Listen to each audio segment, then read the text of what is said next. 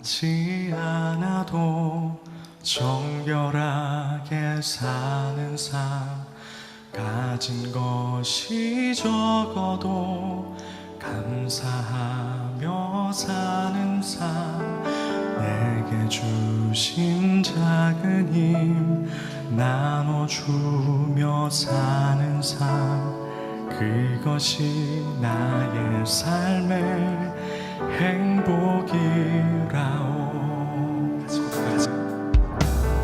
화려하지 않아도 정결하게 사는 삶, 가진 것이 적어도 감사하며 사는 삶, 내게 주신 작은 힘 나눠주며 사는 삶, 이것이 나의 삶의 행복이라오. 이것이 행복, 이것이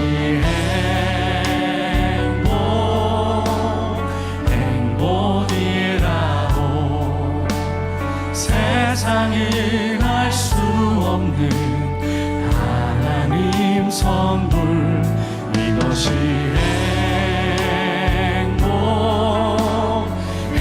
행복이라오. 하나님의 자녀로 살아가는 것. 이 찬양 중에 기도문이 막힌 자가 기도가 열려지는 역사가 주님 있게 하여 주십시오. 2절입니다. 눈물 날 일 많지만, 눈물 날 일 많지만 기도할 수 있는 것, 억울한 일 많으나 주를 위해 참는 것, 비록 짧은 작은 삶 주 뜻대로 사는 것, 이것이 나의 삶. 우리의 짧은 인생 염려로 채우지 말고 우리 감사로 채우길 원하며, 이것이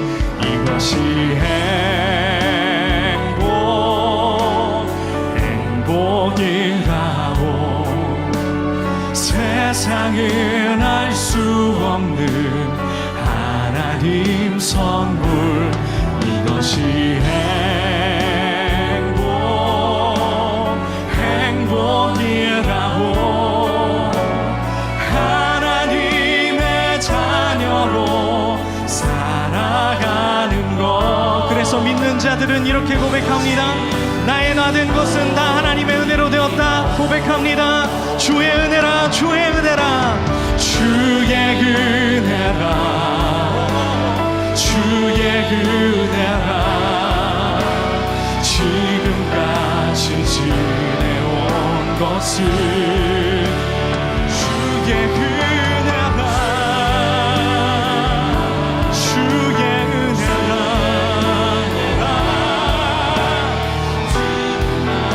우리 더 높은 목소리로 주의 은혜라. 이 자리에 서 있는 것은 주의 은혜라, 오 주의 은혜라. 이 자리에 서 있는 것은 주의 은혜라. 우리가 살아있는 모든 순간이 주님의 은혜임을 고백합니다. 우리 마지막으로 그렇게 믿으시는 분들은 우리의 손을 들고 주님의 은혜라, 주님의 은혜라, 주의 은혜라, 주의 은혜라. 이 자리에 서 있는 것은 주의 은혜라, 오 주의 은혜라. 이 자리 우리가 할 수 있는 것은 오직 감사와 기도뿐입니다. 주님, 내가 할 수 있는 것은 오직 감사와 기도. 두 손을 높이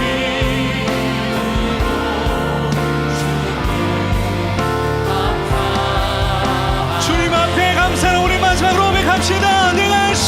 것은 내가 할 수 있는 것은 오직 감사와 기도. 두 손을 높이 들고 주께 찬양하네. 우리의 모든 염려를 기도와 간구로 감사로 바꾸실 주님을 찬양합니다. 할렐루야.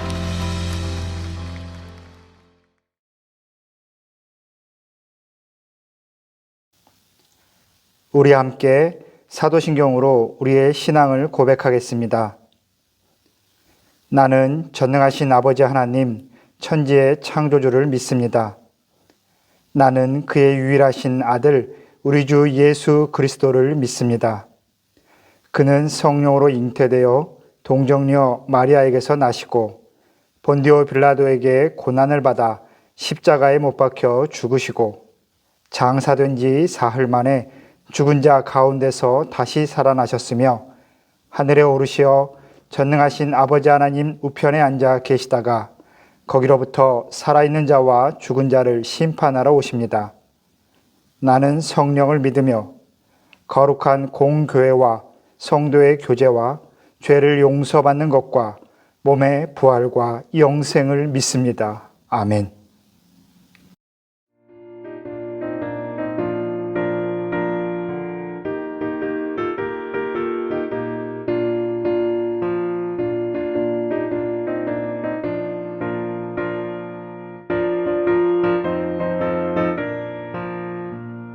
주님 약속하신 말씀 위에서 영원토록 주를 찬송하리라.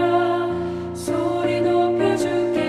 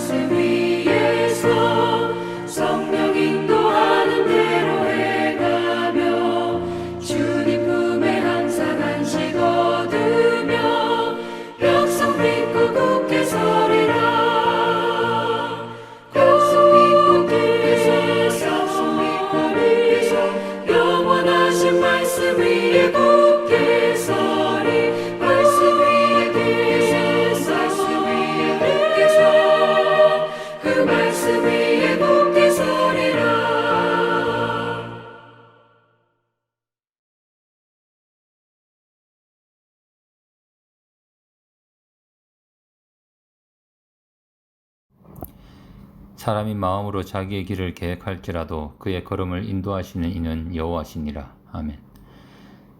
우리의 걸음을 하나님께로 끊임없이 이끌어 가시는 하나님을 찬양합니다. 또 급격히 증가하는 코로나의 창궐 속에서도 뉴델리 한인교회 한 사람 한 사람을 지켜주시고 교회의 각 지체들이 예배를 사모하는 마음으로 예배의 자리로 오게 하신 하나님께 감사드립니다. 우리의 삶 속에서의 시행착오는 더 큰 성장을 위한 배움이 되는 것을 알게 하여 주시고 고독과 고통과 고난이 인생의 걸림돌이 아니라 디딤돌이 되어 우리의 연약한 체질과 인격이 연단되는 시간이 되게 하여 주십시오.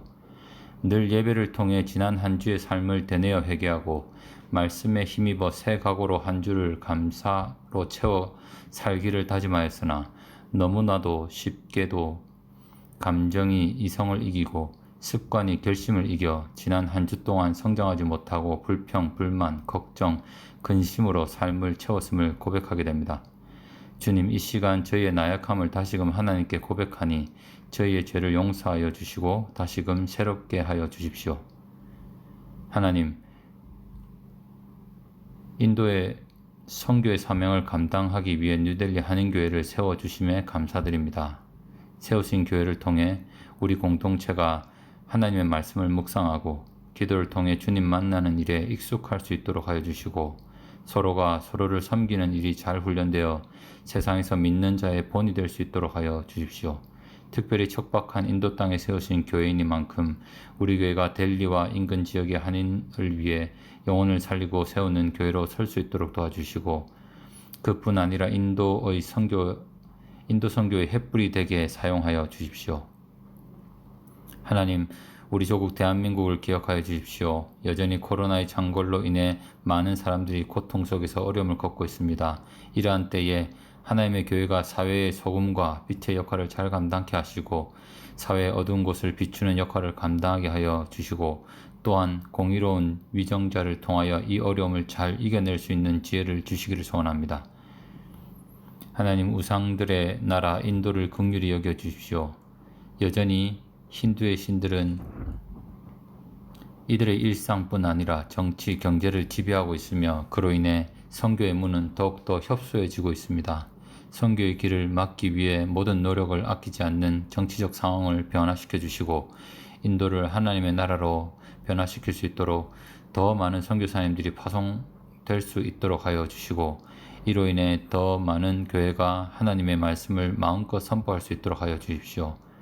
인도에서 훈련된 선교사가 오히려 세계로 선교사를 파송하는 나라가 되게 하여 주십시오. 이를 위해 뉴델리 한인교회가 귀히 사용될 수 있도록 하여 주십시오. 특별히 부모님을 쫓아 낯선 땅에서 학업을 하고 있는 우리 어린 자녀들을 기억하여 주십시오. 모든 지혜의 근원은 하나님을 알면서 시작됨을 깨닫게 하여 주시고 해외에서의 배움이 하나님께 귀히 쓰이는 일꾼으로 성장할 수 있는 좋은 밑거름이 될 수 있도록 하여 주십시오. 저들이 가는 길에 하나님께서 함께하여 주시고 어려운 가운데서도 하나씩 하나씩 성취해가는 즐거움을 맛보는 기쁨에 익숙할 수 있도록 하여 주십시오. 말씀 선포를 위해 기름 부어 세우신 목사님을 성령의 능력으로 붙들어 주시고 선포되는 말씀을 통해서 우리가 하나님의 사랑을 깨닫고 구원의 확신을 가질 수 있도록 하여 주십시오. 이로 인해 예배가 은혜를 받기 위함이 아니라 하나님을 높이는 것임을 알게 하여 주시고 이 시간 우리를 들여 하나님이 높아지는 기쁨을 맛보게 하여 주십시오. 예배의 시작과 끝을 주님께 올려드리며 예수 그리스도 이름으로 기도드립니다. 아멘.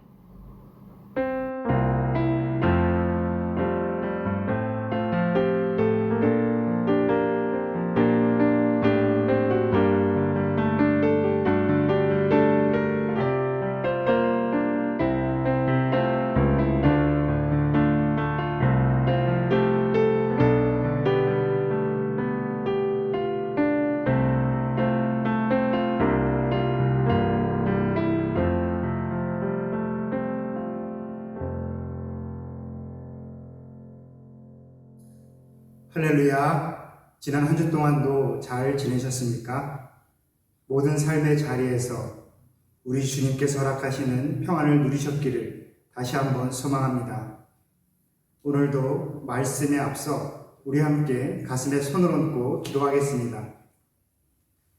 우리의 삶의 주인 되신 하나님 아버지, 지난 한 주 동안의 삶도 온전히 주님의 손 안에 있었음을 고백하며 이 시간 감사의 마음으로 주 앞에 나아갑니다. 이 예배의 자리에 함께 엎드린 우리 모든 성도들, 그들의 삶을 기억하여 주시고 어느 곳에서 무엇을 하든지 온전히 하나님의 뜻을 드러내며 하나님의 사랑을 입은 자의 모습을 증거할 수 있도록 특별한 복을 내려 주옵소서.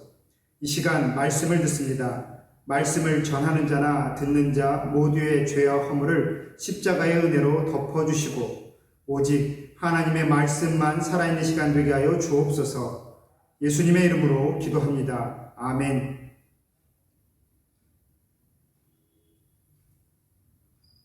오늘 우리에게 주신 하나님의 말씀은 마가복음 2장 14절부터 22절까지의 말씀입니다. 제가 말씀을 읽겠습니다. 또 지나시다가 알페오의 아들 레위가 세관에 앉아 있는 것을 보시고 그에게 이르시되 나를 따르라 하시니 일어나 따르니라. 그의 집에 앉아 잡수실 때에 많은 세리와 죄인들이 예수와 그의 제자들과 함께 앉았으니 이는 그러한 사람들이 많이 있어서 예수를 따르미러라. 바리새인의 서기관들이 예수께서 죄인 및 세리들과 함께 잡수시는 것을 보고 그의 제자들에게 이르되 어찌하여 세리 및 죄인들과 함께 먹는가? 예수께서 들으시고 그들에게 이르시되 건강한 자에게는 의사가 쓸데없고 병든 자에게라야 쓸데 있느니라. 나는 의인을 부르러 온 것이 아니요 죄인을 부르러 왔노라 하시니라. 요한의 제자들과 바리새인들이 금식하고 있는지라. 사람들이 예수께 와서 말하되 요한의 제자들과 바리새인의 제자들은 금식하는데 어찌하여 당신의 제자들은 금식하지 아니하나이까? 예수께서 그들에게 이르시되 혼인집 손님들이 신랑과 함께 있을 때에 금식할 수 있느냐? 신랑과 함께 있을 동안에는 금식할 수 없느니라. 그러나 신랑을 빼앗길 날이 이르리니 그 날에는 금식할 것이니라.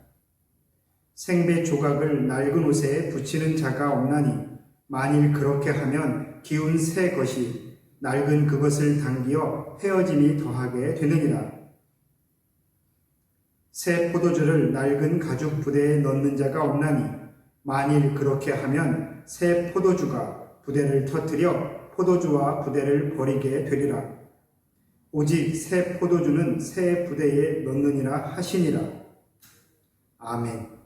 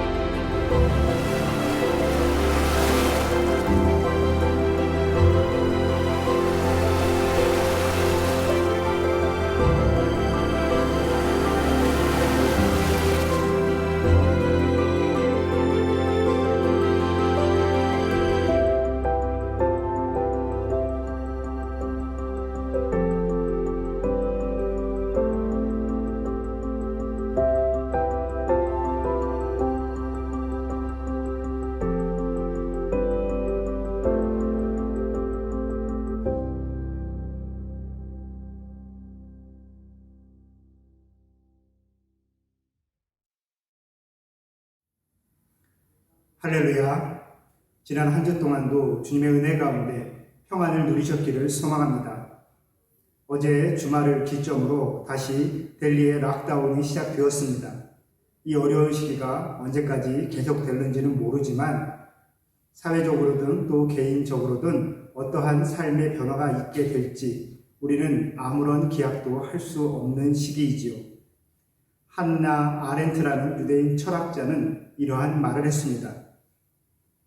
다른 이들의 삶을 상상하지 못하는 무능함이 악의 뿌리다. 우리 신앙인의 고민은 스스로 고립될 것을 요구하는 이 시대적 요구에 어떻게 반응해야 되느냐입니다. 타인을 향한 관심과 사랑, 그 손을 어느 때보다 더 적극적으로 또 풍성히 펼쳐야 되는 우리의 삶의 태도를 끝까지 견지해야 되겠습니다. 본문은 레위라는 이름을 가진 한 유대인 세리가 나를 따르라 라는 그 부르심에 응답하는 장면입니다.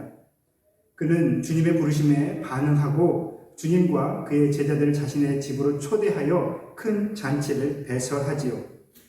그러면서 이곳에서 스스로 밝히시는 우리 주님의 정체성은 바로 의사라는 것입니다. 의사라는 것으로 이 땅의 죄인들 또 이 땅에 하나님을 필요로 하는 자들에게 내가 그렇게 다가간다라고 말씀하시지만 사실 의사로서 우리 주님께서 다가가시는 그 대상은 단순히 육체적으로 질병을 가진 사람들이 아닙니다. 우리 주님은 스스로 의인이 아니라 죄인을 부르러 왔다라고 오늘 말씀하십니다. 거룩한 하나님의 아들로서 이 땅에 오셔서 깨끗하고 또 의롭고 거룩한 사람들과 교제하시면서 가장 성스러운 교회를 세워 가시는 것이 아니라 이 땅의 세속에서 분리되어 온전히 누구도 보지 못했던 또 감히 이 땅에서 이루어내지 못했던 그러한 숭고한 하나님의 땅을 이루어 가시는 것이 아니라 우리 주님께서는 현실 가운데 먼저 그렇게 걸어가셨다라는 겁니다. 그것을 죄인들이 있는 모임에 들어가시는 모습으로 또 결핍되고 황폐한 곳에 먼저 다가가시는 모습으로 우리에게 그렇게 다가오십니다.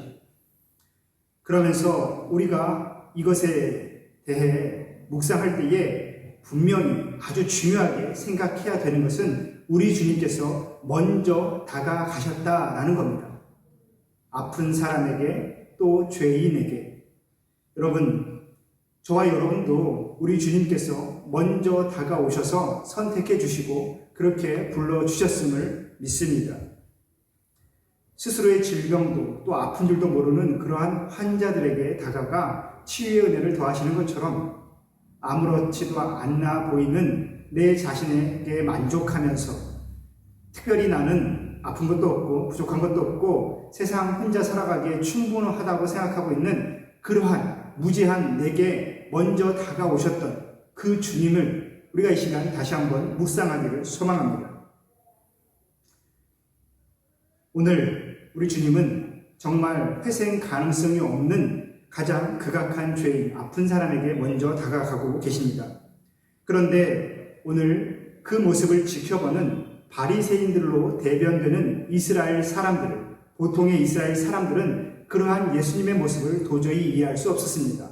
특히나 자신을 성경에서 예언되어진 인자의 모습으로 그렇게 밝히시는 우리 예수님, 또 그러한 예수님을 옆에서 지켜보며 인자라고 인정하고 있는 그 따르는 무리들의 그 말을 보통의 유대인들은 받아들일 수 없었다라는 것입니다. 왜냐하면 바리새인들이 원했던 인자, 바로 우리 주님 메시아의 모습은 하늘의 권세로 죄인들을 심판하고 가장 부정한 것들을 이스라엘 그 사회 안에서 도려내어 버려서 온전히 순결한 이스라엘의 혈통만 남기게 되는 것을 그들은 그렇게 바라왔던 것이죠. 그래서 순수하고 숭고한 이스라엘을 핍박하던 모든 대적자들, 그 이방 나라들은 다 심판받아 멸망하게 되리라 라는 것이 그 당시 바리새인들 또 보통의 유대인들이 가졌던 민족적인 열망이자 개인적인 소원이었습니다. 그러기 위해서 악하고 더러운 것을 피하시고 죄인들과는 결코 섞일 수 없는 것이 바로 그들이 생각하는 메시아의 모습이었죠. 그런데 오늘 우리 주님은 먼저 더러운 곳에 먼저 가시고, 또 우리가 나병 환자를 통해서 보았지만 먼저 그 부정한 그 몸에 손을 대어 주시는 분이 바로 우리 주님이셨습니다. 죄인의 치료자, 구원자 되시는 우리 예수님을 보면서 바리새인들은 불만을 가질 수밖에 없었지요. 그렇지만 이것은 우리가 정말 상식적으로도 이해할 수 있습니다. 의사가 환자를 외면할 수 없듯이 정말 눈앞에서 몸이 썩어져 가고 또 자신이 죽어가는 것도 모를 만큼 큰 병에 걸린 그 사람들을 바라보면서 어떻게 의사인 내 자신이 그들에게 다가가지 않겠습니까? 우리 주님은 그렇게 마음에 병든 자, 몸에 질병이 있는 자, 그 영혼이 세상 가운데 물들어 자신이 죽음 가운데로 쓰러져 가는지도 모르는 모든 이들에게 먼저 다가가셨습니다. 그러면서 우리 주님이 죄인을 고치는 방법은 무엇이었을까요? 오늘 이 부분이 우리가 정말 중요하게 봐야 될 핵심적인 부분입니다. 주님께서 죄인을 고치시는 방법, 이것에 대해서 성경은 아주 구체적으로 디테일하게 우리에게 가르쳐주지 않습니다. 하지만 우리가 말씀을 정확하게 또 세심하게 살펴보면 우리 주님은 스스로 주님을 따르게 만드시고 주님과 온전히 연합하게 됨으로써 그의 삶이 변하고 새로운 생명의 삶으로 나아가게 되는 것을 우리에게 보여주십니다. 사랑하는 성도 여러분, 우리 주님은 먼저 다가오셔서 그 삶 속에, 모든 이의 삶 속에 먼저 들어가시고 그 삶을 하나님 나라의 삶으로 연합시키십니다. 연결시키시는 것이죠. 그리고 병든 나병 환자의 몸에 정결한 예수님의 손이 닿아 그 몸까지도 정결하게 되듯이 온전히 우리 주님과 연합하여 하나님 나라의 새로운 생명을 누리게 되는 것, 그 생명을 전염받아 또 온전히 전해받아 누리게 되는 것이 우리 주님의 치유의 방법이었다라는 것입니다. 오늘 본문은 그러한 주님의 치유하시는 방법 중에 사실 가장 심각하고 극심한 증세에 있는 사람을 고치시는 그 장면이 우리에게 보여집니다. 오늘 본문에 등장하는 인물은 레위라고 하는 세리입니다. 잘 아시는 대로 세리는 세금을 징수하는 일을 하는 사람이었죠. 그러면서 이 세리는 당시 유대인들에게 죄인의 대명사처럼 보여졌었지요. 그래서 오늘 본문에도 세리와 죄인들이라고 해서 세리와 함께 있는 모든 이가 죄인으로 취급받고 있는 당시의 현실을 우리에게 보여주게 되는 것입니다. 왜 그렇게 죄인 취급을 받았을까요? 확실한 것은 그들이 이스라엘 사람이면서 당시의 지배국이었던 로마의 그 정책을 대변하고 자기의 이익을 위하여 자기 민족의 그 고혈을 빨아냈던 아주 극악한 사람들이었기 때문에 그렇습니다. 당시 세리는 어떠한 이미지를 갖고 있었는가? 우리가 누가복음 3장 13절에 세례 요한에게 한 세리가 나왔을 때 세례 요한이 대답하는 장면을 우리가 찾아보면 당시 세리에 대한 이미지를 알 수가 있습니다.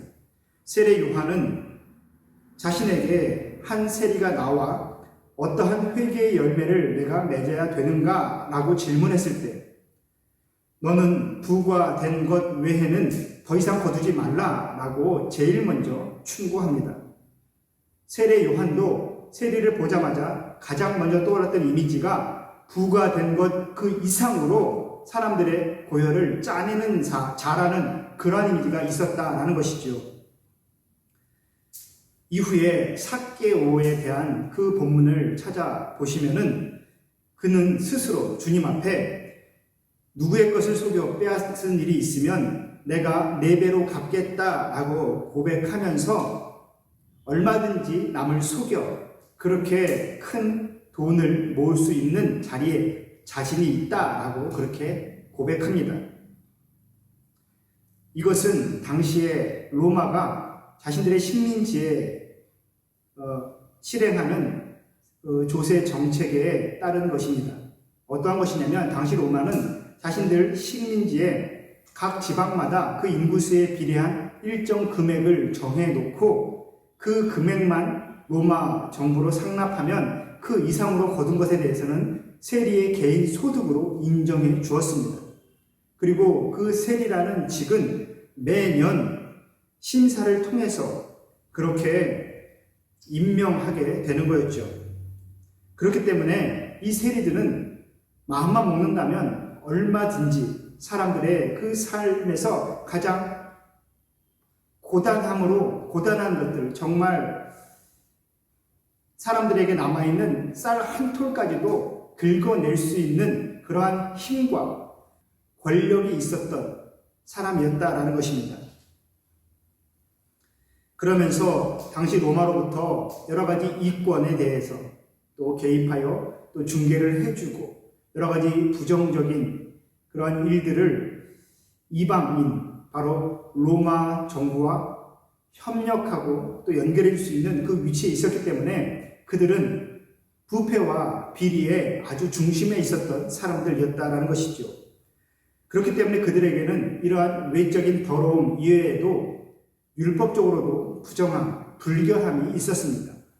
당시의 율법은, 특별히 모세의 율법은 부정한 음식을 분명히 금해야 된다라고 사람들에게 전해 주었고, 하나님께서 인정하시지 않는 부정한 자들, 하나님의 도를 따르지 않는 자들과는 교제하지 말라라는 그 율법이 있었습니다. 그런데 이 세리들은 로마 이방인들과 함께 하면서 어쩔 수 없이 이방인들과 함께 식사하고 또 교제하는 그러한 자리에 늘상 노출되어 있었다라는 것입니다. 그렇기 때문에 그들은 죄인들이라고 표현되지요. 특히나 오늘 본문에 이 죄인들이라고 표현되어 있는 그 수많은 죄인들은 어떤 사람들이 있느냐? 어쩔 수 없이 율법적으로 부정함 가운데 있었던 모든 이가 바로 이 죄인들 안에 다 들어가 있습니다. 바로 세리, 당시의 창녀들, 또 고리 대금업자들, 그리고 또 어쩔 수 없이 안식일에도 노동을 해야 되는 노예들, 종들, 가축의 먹이를 주고 무엇인가 고장난 것을 고쳐야 되고 당장 급한 일들을 해결해 주면서 하루하루 생계를 이어갈 수밖에 없었던, 그래서 어쩔 수 없이 율법적인 부정함, 불결함 가운데 있었던 모든 이들이 바로 이 죄인들이라는 단어에 포함되어 있습니다. 당시의 사람들이 그러한 모든 이들을 죄인들이라 라고 표현하며 그들의 삶 속으로 들어오지 못하도록 배척하고 있었던 것이죠. 그러면서 우리가 지금 계속해서 이야기하는 것처럼 이 세리는 당시에 권력을 가진 듯 하면서도 이스라엘의 주류 사회에서 철저히 배척당하던 사람들이었습니다. 그래서 그들은 회당에서 들어갈 수도 없었고 이스라엘의 법정에, 사내들인 공회에 설 수도 없었지요. 그리고 그들의 가족들, 또 세리가 만진 모든 것들도 다 부정하다 여겼습니다. 특별히 당시에 그 고대사를 살펴보면 세리가 가난한 이들에게 적선을 하거나 후원을 했을 때 그 물건조차도, 그 돈조차도 받지 않는 것이 율법적으로 정결함을 유지하는 것이다 라고 기록한 그러한 문헌도 찾아볼 수가 있습니다. 경건한 이스라엘 사람들은 이러한 세리들과 철저하게 자신들을 분리했습니다. 그리고 그러한 죄인들과 어울리지 아니함으로 자신의 거룩함을 유지한다라고 그렇게 자랑스러워했지요. 오늘 이 서기관들, 본문에 등장하는 서기관들을 수식하는 그 단어를 보시면 바리새인이라는 표현이 우리에게 보여집니다. 이 바리새라는 이 말은 구별, 분리라는 의미입니다. 구별, 분리, 히브리어 페루심이라는 단어에서 유래한 단어인데 이것은 온전히 더러운 것, 죄악된 것에 대해서 완전히 떨어져 있음을 뜻하는, 표현하는 단어이지요. 그래서 오늘 이 본문을 보시면서 바리새인들의 그 서기관들이 제자들에게 예수님께서 어떻게 이 죄인들과 함께 식사하고 있느냐라고 물어보는 장면, 그 장면에서 예수님께 직접 질문하지 못하고 제자들에게 질문하고 있는 것들은 아마 그 집안으로, 세리가 있는 그 집안으로도 내가 스스로 들어가지 못하고 그 밖에 나와 있는 제자들에게 물었기 때문이다 라는 것을 우리가 또한 유추할 수가 있습니다. 그만큼 세리가 있는 곳, 세리의 집, 죄인들이 있는 그 모임에는 정말 가기 싫어하는, 죽기 직전에는 절대, 아니 죽어서라도 하나님의 나라에 가기 위해서는 도저히 가까이 할 수 없다, 철저히 구별되고 분리해야 되는 그러한 더러운 존재들이라고 여겼던 사람들이 바로 이 바리새인들이었다라는 것이죠. 그런데 오늘 이 본문 보시면 바리새인들, 율법을 그렇게 중시하는 바리새인들이 배척하고 있는 그 세리의 이름이 레위라는 것에 대해서 우리가 또한 한 가지 또 묵상해 봐야 합니다. 레위가 세리가 되었다. 제사를 담당하는 레위가 율법을, 하나님의 말씀을 이스라엘 그 민족의 모든 풍파 가운데서 보호하고 유지해야 될 그 임무를 가진 가장 숭고하고 거룩하고 고결해야 되는 그 레위가 세리가 되었다라는 이 말이 우리에게 또 하나의 묵상할 것을 던져주게 되지요. 레위는 제사장 가문입니다. 모든 지파들을 대신하여서 하나님의 성전에서 봉사하면서 이스라엘 백성들의 죄를 대신 하나님 앞에 중보하여 대속하고 그 기도하고 또 예배하면서 이스라엘의 그 정결함과 본인의 정결함을 그 누구보다도 우선시해야 되는 그 지파 사람들이 바로 이 레위인입니다. 또 레위인은 모든 지파의 사람들이 자신들의 삶의 소득에서 11조를 드리면 그 11조를 가지고 만족하며 삶을 살아가고 다른 재산이나 다른 어떠한 것도 가질 수도 없고 갖고자 노력할 수도 없었던 사람들이 바로 이 레위였다라는 겁니다. 그런데 이들이 돈에 눈을 뜬 것이지요. 그래서 자신들의 재산을 그렇게 불려하고 사람들의 고혈을 그렇게 빨아댔던 것이죠. 사실 이 레위가 세리가 되었다라는 이 기록은 레위 그 한 사람의 문제가 아니라 그렇게 레위가 세상 가운데로 나아가 스스로의 직분을 벗어 던질 만큼 이스라엘의 사회가 물질 중심이고 병들고 왜곡된 사회였다라는 것을 우리에게 또한 생각하게 만듭니다. 단순하게 말씀드려 이 문제는 한 개인의 믿음의 문제가 아니라 이스라엘 전체의 신앙적 타락함을 보여주고 있는 장면이다라는 것이죠. 이 레위는 또한 특별한 의미를 가진 이름입니다. 레위는 야곱, 이스라엘이 첫째 부인 레아와 결혼하여 낳은 세 번째 아들입니다. 첫째 부인이지만 남편의 사랑이 자신의 동생인 라헬에게만 향해 있는 것을 보면서 하나님 앞에 애통해하며 기도하며 얻은 아들이 바로 이 레위라는 아들이었습니다. 그래서 이 레위의 이름은 연합이지요. 연합. 이제 내가 이 아들을 낳음으로써 하나님과 함께 되었음을 내가 확신하고 내 남편과 함께 하나가 되리라. 그러한 확신을 담은 이름이 바로 이 레위라는 아들의 이름이었습니다. 그래서 레위는 하나님과 사람들을 연합시켜주는 일을 담당했던 것이죠. 자신의 이름처럼 말입니다. 그래서 제사, 예배를 담당했었습니다. 그런데 그렇게 하나님과의 연합을 담당했던 레위가 지금 하나님과 사람들을 분리시키는 그 직업을 갖고 있었다라는 것이 말씀에 있는 우리에게 씁쓸하고 또 아픈 또 상처를 전해주는 것이죠. 그런 레위에게 오늘 주님이 먼저 다가가셨습니다. 그가 주님 앞에 감히 나올 수 없었지요. 자신은 죄인이고 부정하고 많은 사람들이 자신과 함께 있는 예수님을 보면 어떻게 행동할지 모른다라고 생각했기 때문에 아마 그는 감히 주님께 나아가서 말 한번 붙여보고자 단 한순간도, 단 한 점도 그렇게 생각할 수 없었을 것입니다. 근데 우리 주님은 먼저 다가가셔서 나를 따르라 라고 말씀하십니다. 일반적인 경우, 성경에 등장하는 일반적인 경우에 우리가 비춰보고 또 찾아보아도 나를 따르라 하는 주님의 그 말씀에 반응하여 따라 나서는 모든 사람은 주님의 온전한 제자가 되었습니다.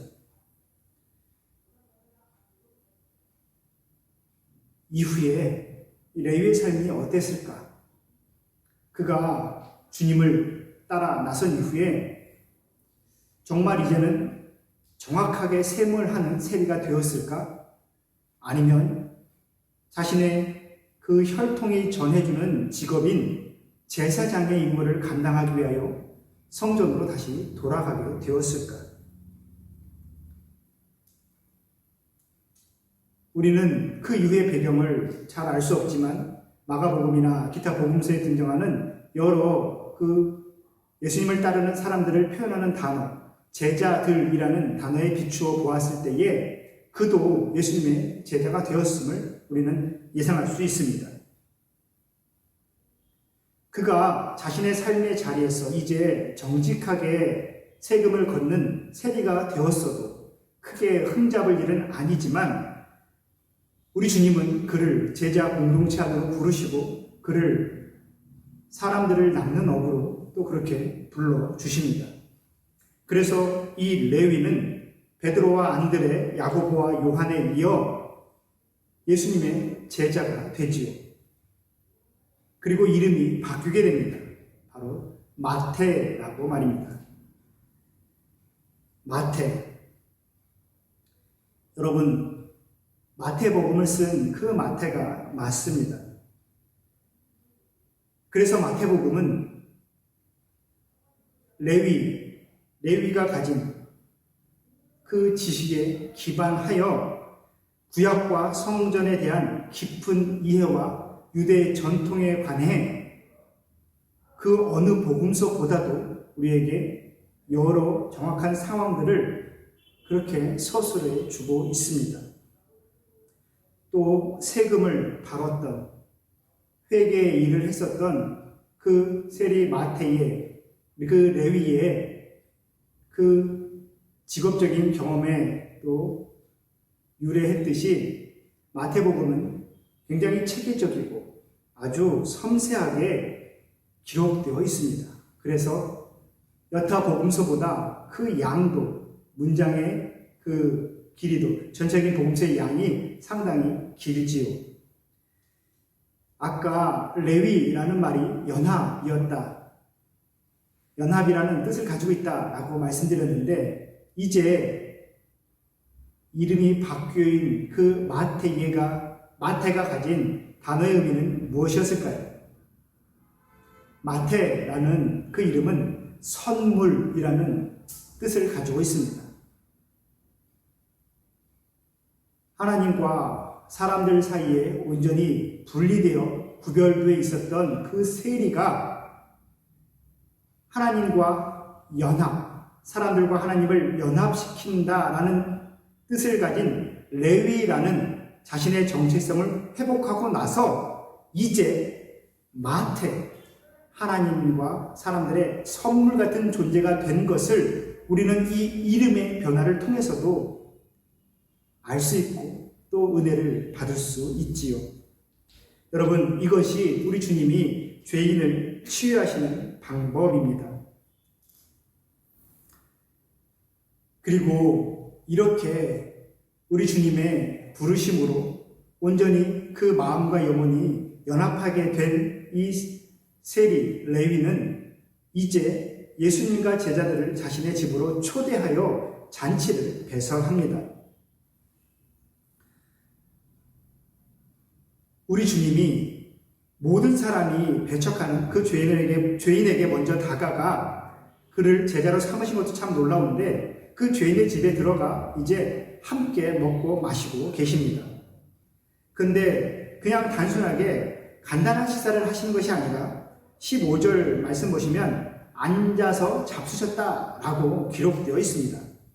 그리고 많은 주석 성경은 이 구절에 대하여 기대어 누워서 식사하였다라고 그렇게 우리에게 그 의미를 풀어주고 있지요. 사실 당시의 풍습은 어떤 집에 초대하여 정말 손님 대접을 받을 때에 바닥에 앉아서 또 쿠션이나 큰 베개를 놓고 이렇게 비스듬하게 가장 편한 자세로 이렇게 비스듬하게 누워서 음식을 나눠 먹는 것이 아주 풍성한 잔치의 모습이었습니다. 오죽하면 식탁에 의자에 앉아서 먹는 이들은 정말 서민, 가난한 자들이 하는 식사의 모습이었다라는 기록도 있지요. 그러니까 오늘 우리 주님이 앉아 잡수셨다, 주석대로 기대어 누워서 식사를 하셨다라는 이 말은 그만큼 편안하게 그 식사 자리를 즐기셨다라는 것을 우리에게 가르쳐 줍니다. 그리고 그 잔치상에 함께한 사람들이 어떤 사람이었느냐? 아까 오늘 서두에 말씀드린 것처럼 당시에 죄인들이 그 자리에 모였습니다. 큰 잔치를 열어서 손님을 초대해야 되는데 세리가 부를 수 있는 손님들이란 같은 세리 직분을 가진 사람, 또 자신과 같이 스스로 죄인들이라고 여겼던 당시 사람들로부터 배척받은 그러한 사람들밖에 없었던 것이었죠. 그래서 그 자리에는 바리새인들이나 당시 이스라엘의 주류 사회가 인정하지 않았던, 그렇게 분리되어 구별되어 배척받았던 죄인 같은 사람들만 오게 된 것입니다. 그러면서 우리 주님은 온전히 그들과 함께 연합하십니다. 당시 사람들은 절대 이해할 수도 없고 또 받아들일 수 없는 상황인 것입니다. 여러분, 우리 주님이 죄인을 부르러 오셨습니다. 아픈 사람에게 오셨지요.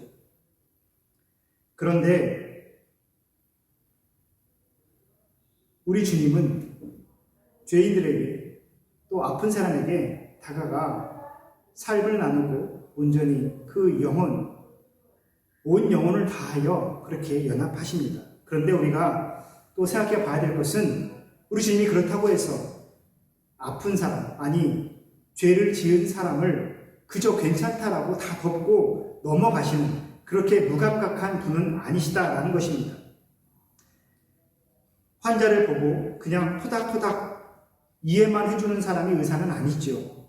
아울러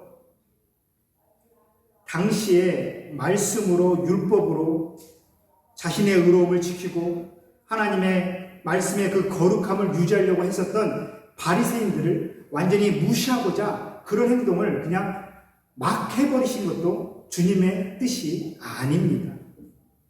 당시의 바리새인들은 분명히 신앙을 지키기 위하여 그 누구보다도 헌신적이었고 그만큼 자신의 삶에서 희생을, 헌신을 했던 사람들입니다. 그들의 그러한 수고로움은 우리에게 상당한 도전을 주고 그 이상으로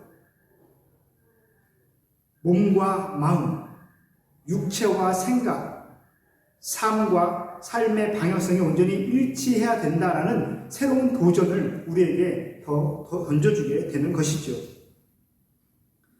중요한 것은 죄의 문제로 고통 가운데 있는 사람, 그래서 그 죄 가운데서 벗어나고자 간절함으로 주님을 찾는 사람, 그 자신의 삶을 온전히 열어 젖혀 주님이 오시기를 간절히 원하는 그 사람에게 우리 주님이 외면하지 않고 먼저 다가가셔서 그들을 따르게 하여 주시고 온전히 삶을 나누어 연합하여 이제 의로운 삶의 모습으로 온전한 하나님 나라의 삶의 모습으로 이끌어내신다라는 것이 정말 우리에게 중요한 것입니다. 오늘 세리 레위는 우리 주님의 부르심에 응답하고 온전히 주님과 연합합니다. 그리고 주님과 더불어 먹고 마셨다. 온전히 삶을 함께 하면서 이제 자신의 주변에 있는 다른 죄인들도 그 은혜의 자리로 초대하여 자신이 맛본 주님의 사랑과 은혜를 경험하게 만듭니다.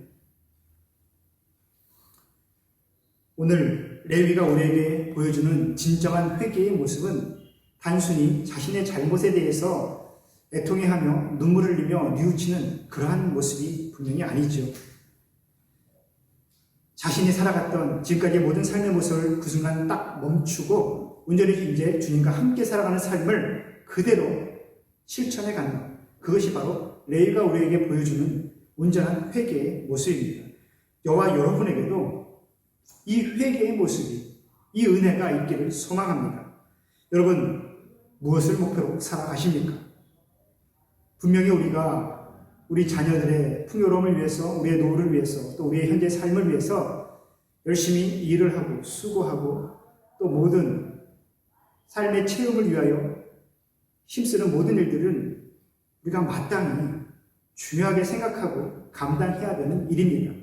하지만 그것이 전부이며 하나님과 함께 살아가는 은혜의 삶, 또 믿음을, 또 교회 공동체에서의 우리의 나눔을, 또 말씀에 따라 하나님께 주시는 그 감동을 외면하는 것은 우리가 잘못된 방향으로 가고 있다는 하나의 징표가 될 수 있는 것이죠. 분명한 것은 우리 주님 우리에게 말씀하십니다. 돈과 하나님, 물질과 하나님을 같이 섬길 수 없다. 그러면 돈은 돈이고 물질은 물질이고 하나님은 하나님인가? 그렇게 구별해서 살아야 되는가? 아닙니다. 우리는 이 물질, 하나님께서 이 땅에 허락하신 이 물질을 갖고 살아가면서 내가 살아가는 삶의 자리가 하나님과 함께 살아가는 삶의 자리임을 세상 가운데 고백해야 된다라는 것이죠. 내 삶의 모든 선택의 과정, 또 살아가는 그 삶의 모습이 온전히 하나님과 분리되어 살아가는 세상 사람들, 그 돈만 가지고, 물질만 가지고, 세상의 논리만 가지고 살아가는 사람들과는 좀 다른, 정말 온전한 주님의 은혜가 있다는 것을 바로 내 자신과 또 타인과 하나님 앞에 온전히 드러내야 되는 것입니다. 오늘 이 레위의 회개는 우리에게 정말 중요한 일을 던져줍니다. 세상의 그 어느 것보다 돈을 쫓아 살았던 그 사람이 이제 그 삶이 송두리째 변하고 있는 것이죠. 우리 주님이 우리에게 보여주시는 온전한 회개, 돌아섬은 바로 주님의 사랑 가운데 온전히 감동하고 그 사랑에 젖어 온전히 주님과 연합하게 되는 삶을 말하고 있습니다. 그래서 우리 주님은 어떠한 외적인 변화, 도덕적인 변화만 우리에게 요구하지 않으십니다. 어떠한 말이냐? 당시의 바리새인들 또 우리의 상식으로는 이 레위의 회개와 새로운 변화는 상당히 이해할 수 없습니다. 왜냐하면 당시의 바리새인은 또 율법을 따르는 사람들은 또 우리의 상식으로는 무언가 과정이 있어야 온전히 부정하고 더러운 것에서 떠나 순결해지고 정결해져야지 하나님의 은혜가 임하고 새로운 하나님의 영이 임하는 것이 마땅한데 이 모든 과정이 없는 상태에서 자신이 그냥 여전히 죄 가운데 있었던 그 삶의 자리에서 하나님의 은혜가 임하여 정결하게 된 모든 과정이 생략된 이 결과는 당시의 바리새인들은 절대 인정할 수 없는 것이고 우리의 상식에서도 상당히 벗어나는 일이다라는 것입니다. 당시에 세례 요한이 선포했던 복음의 메시지도 회개에 합당한 열매를 맺어야 하나님의 나라에 들어갈 수 있다라는 것이었습니다. 그리고 이것은 이미 율법에 나와 있는 진리였고 당시의 바리새인들도 온전히 동의하는 바였지요. 그런데 우리 주님의 메시지에는 이 회개에 대한 과정이 빠져 있습니다. 복음, 구원의 은혜 전에 있어야 되는 이 회개의 과정이 우리 주님의 메시지에는 나타나지 않는다라는 것입니다. 단 한 번 마가복음 안에서는 1장 15절에 이제 때가 찼고 하나님의 나라가 가까이 왔으니 너희가 회개하고 복음을 믿어라 라고 말씀하신 그 부분에만 단 한 번 회개가 등장하고 있습니다. 우리 주님은 어떠한 도덕적인 회개를 통해서만 이루어질 수 있다라고 여기는 그 구약의 메시지를 낡은 가죽 부대에 담긴 낡은 포도주와 같다라고 그렇게 표현하십니다. 율법을 지켜 행하는 것을 사랑과 연합의 어떠한 조건처럼 얘기하고 있지 않으신다라는 겁니다. 그게 절대가 아니라는 것이죠. 이 세리가 오늘 등장하는 이 레위 이후에 마태라고 이름이 변하게 되는 이 세리가 회개하는 것은 어떠한 회개의 과정을 통하여 덕을 쌓았기 때문에 이제 은혜를 누리는 것이 아니라 그저 주님의 사랑을 먼저 받았기 때문에 이제 회개가 일어나 그 연합의 삶으로 나아가게 된 것입니다.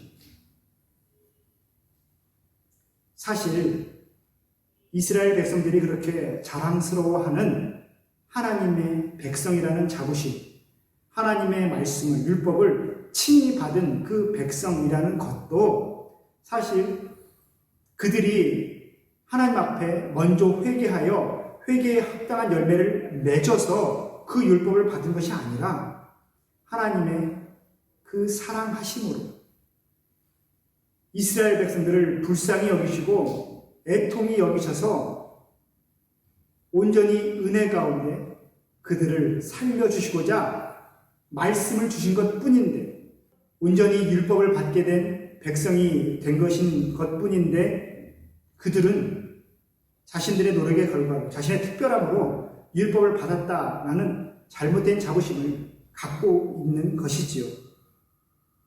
사실 이것은 지극히 상식적입니다. 우리들도 그러지 않습니까? 네가 먼저 좀 너의 태도와 행동을 좀 고쳐라.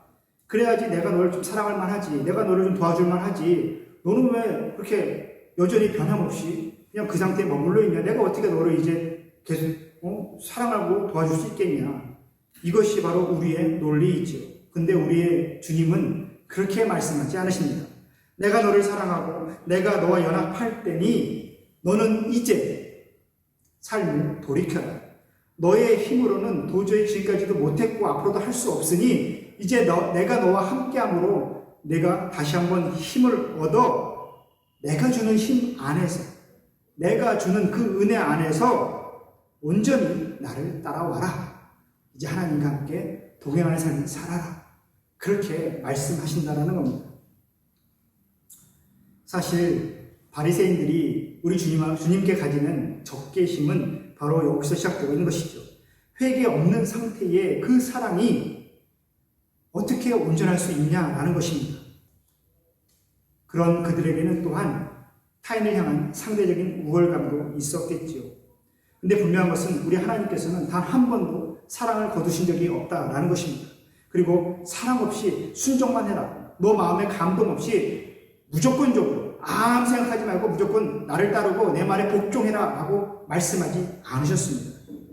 우리 주님의 십자가는 하나님께서 끝까지 참으시고 끝까지 인내하시다가 마지막에 정말 최후로 가장 강하고 크게 발견하신 사랑의 역사였습니다. 여러분 혹시 그런 말 들어보셨습니까? 사랑이 없으면 핑계를 찾고 사랑이 있으면 방법을 찾는다. 십자가는 하나님의 사랑이 찾아낸 유일한 구원의 길이었습니다. 여러분, 예수를 믿는다라는 것은 온전히 주님과 함께 한다라는 겁니다. 하나가 된다라는 것이죠. 그래서 사도 바울은 갈라디아서에 우리가 잘 아는 말씀, 이 말씀을 고백하였습니다. 내가 그리스도와 함께 십자가에 못 박혔나니 그런즉 이제는 내가 사는 것이 아니요 오직 내 안에 그리스도께서 사시는 것이라. 여전히 내가 죄악되어 있고 내가 여전히 더럽고 여전히 악하지만 그럼에도 불구하고 내 안에 우리 주님이 함께 살고 계신다라는 것, 그것이 우리에게 참을 수 없는 감격을 주시고 도저히 주체할 수 없는 기쁨을 주게 되는 것입니다. 그래서 우리가 그 감격에, 그 기쁨에 주님과 함께하는 삶을 살아가 봐야지, 내가 살아야지 라고 그렇게 힘을 내는 것 아니겠습니까? 여러분, 나 외에 내 주변에 있는 모든 이웃도 우리 주님이 십자가에서 자신의 생명을 다해 사랑하셨던 사람들입니다. 그리고 성령 하나님은 내가 주님과 연합하기를 바라듯이 내 이웃에 있는 모든 사람들과 연합하기를 바라시고 또한 그렇게 연합해 계십니다. 여러분, 오늘 등장하는 이 레위는 이후에 마태복음 9장에 자신의 이야기를 기록하면서 이렇게 표현합니다. 다른 복음서에는 없는 말씀인데 마태복음에만 있습니다. 너희는 가서 내가 긍휼을 원하고 제사를 원하지 아니하노라 하신 뜻이 무엇인지 배우라. 이 의미가 무엇이겠습니까? 주님 말씀하신 그 긍휼을 배우고 서로에게 그 긍휼함으로 다가가는 노력을 멈추지 말라라는 뜻일 겁니다. 나와 타인을 바라보며 내가 주님이 필요한 것만큼 저 사람이 얼마나 주님이 필요한지를 고민할 수 있는 저와 여러분이 되기를 소망합니다. 우리 함께 기도하겠습니다. 우리의 삶의 주인 되신 하나님 아버지, 오늘도 말씀 안에서 우리 안에 새겨진 주님의 흔적을 발견하게 하시니 감사합니다. 이 시대의 불안함과 혼돈 속에서 타인을 향한 마음의 멀어짐과 단절이 우리를 지배하지 않도록 우리 안에 화목과 화해의 영을 가득 부어 주옵소서. 부활의 은혜를 누리며 하나님의 나라를 바라보며 살아가는 우리 모든 성도들이 온전히 주님과 연합하여 살아갈 수 있도록 도와주시고, 먼저 사랑하고 먼저 마음을 열고 먼저 손을 내밀어 함께 살아가기 위해 더 헌신할 수 있는 우리 모든 성도들 되게 하여 주옵소서. 어제부터 이곳 델리에 락다운이 시작되고 앞으로 어떻게 우리의 삶의 모습이 변하게 될지 참으로 알 수 없는 시기입니다. 어려운 시기를 지나며 우리 주님의 화해의 영이 이 땅에 풍성히 임하고 우리 주님의 긍휼하심이 온 땅에 충만해지기를 간절히 기도하는 우리 모두가 되게 하여 주옵소서. 예수님의 이름으로 기도합니다. 아멘.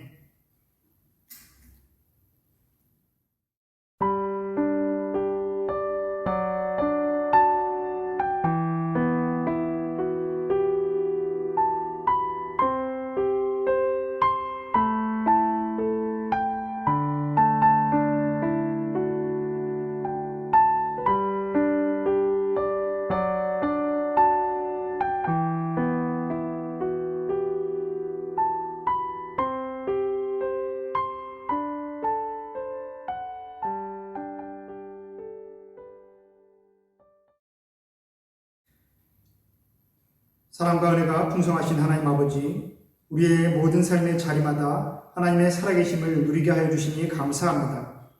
이 예배의 자리에 감사와 소망의 마음을 드리는 이 예물을 기뻐 받아주시옵고, 드리는 손마다 이 땅에서 부끄러움 당하지 아니하며 하나님의 채우심을 증거할 수 있도록 풍성한 은혜를 더하여 주옵소서. 우리 성도들의 가정을 주목하여 주시고 온 가족이 그 어느 때보다 화목하고 행복하며 믿음 안에서 풍성함을 누릴 수 있도록 힘을 더하여 주옵소서. 코로나 바이러스로 인해 병상에 누워 계신 분들이 계십니다. 치유와 회복의 은혜를 더하여 주시고 특별히 불쌍히 여겨주셔서 그 가족 모두에게 필요한 대로 채우시며 새롭게 삶을 일으킬 수 있는 그 소망을 더하여 주옵소서. 예수님의 이름으로 기도합니다. 아멘.